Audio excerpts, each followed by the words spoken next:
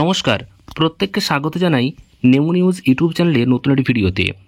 আজকে খুবই গুরুত্বপূর্ণ একটি বিষয়কে নিয়ে আলোচনা করব, সেটি হলো ডিএ বৃদ্ধি সংক্রান্ত খুবই আপডেট একটি চলে এসেছে, যেখানে কিন্তু দুর্গাপুজোর এই পরেই একটি আপডেট এসেছে, যেখানে ডিএ বৃদ্ধিকে কেন্দ্র করে একটি খুবই গুরুত্বপূর্ণ ঘোষণা করা হয়েছে। সেটাকে নিয়ে আলোচনা করব, অর্থাৎ নবমীর দিনেই এই ঘোষণাটি করে দেওয়া হয়েছে এবং সেখানে কিন্তু ডিএ বাড়তে চলেছে সরকারি কর্মীদের। তো যে ডিএ বাড়তে চলেছে সেটা কাদের বাড়বে, কত শতাংশ বাড়বে, সেটা আলোচনা করব। তো অবশ্যই মনোযোগ সহকারে ভিডিওটি শেষ পর্যন্ত দেখবেন। তার আগে এই ভিডিওটিকে লাইক করুন এবং পরবর্তী আপডেটগুলো পেতে চ্যানেলটিকে সাবস্ক্রাইব করে পাশের বেল আইকনে অল প্রেস করে রাখুন।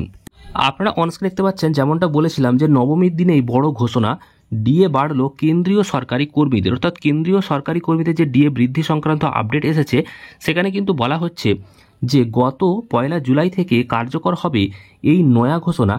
তো 3% ডিএ বাড়ায় সরকারি কর্মীদের ডিএ বেড়ে 55% থেকে বেড়ে হলো 58%। অক্টোবর মাসের বেতনের সঙ্গেই কিন্তু এরিয়ার সহ নতুন অঙ্কের ডিএ পাওয়া যাবে। অর্থাৎ 3% ডিএ যে বৃদ্ধি পেয়েছে সেটা কিন্তু এখানে বলা হয়েছে। এবং পুজোয় যে বড় সুখবর সেটাই কিন্তু জানিয়ে দিলাম, কারণ নবমীর দিনে এটা ঘোষণা করা হয়েছে। তো পুজোর মধ্যে সরকারি কর্মীদের জন্য বড় সুখবর, ডিএ বাড়ার কথা ঘোষণা করলো কেন্দ্রীয় সরকার। 3% মহার্ঘ ভাতা বাড়ানো হচ্ছে এবং নবমীর দিনেই এই বড় ঘোষণা করা হয়েছে। এবং সামনেই রয়েছে দিওয়ালি ও দশেরার মতো বড় উৎসব। তো তার আগে এই প্রাপ্তি স্বাভাবিকভাবেই একটা খুশির হাওয়া কিন্তু এনেছে কর্মীদের মধ্যে, অর্থাৎ ডিএ যে বৃদ্ধি পেয়েছে সেই বিষয়ে কিন্তু জানালাম। তো গত 1 জুলাই থেকে কার্যকর হয়ে যাবে এই নয়া ঘোষণা।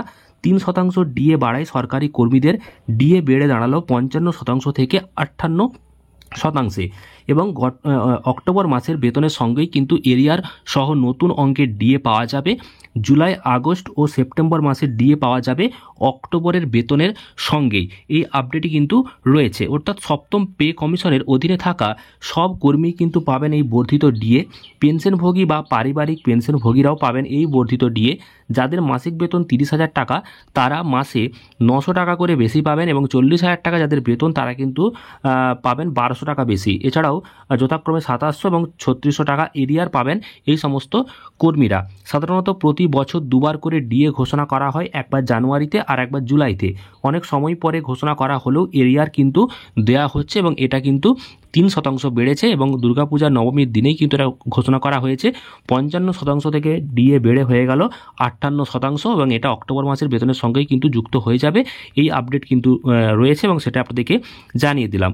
এই সম্পর্কে আপনাদের মতামত অবশ্যই কমেন্ট করে জানাবেন এবং পরবর্তী আপডেটগুলো পেতে চ্যানেলটিকে সাবস্ক্রাইব করে পাশের বেল আইকনে অল প্রেস করে রাখবেন।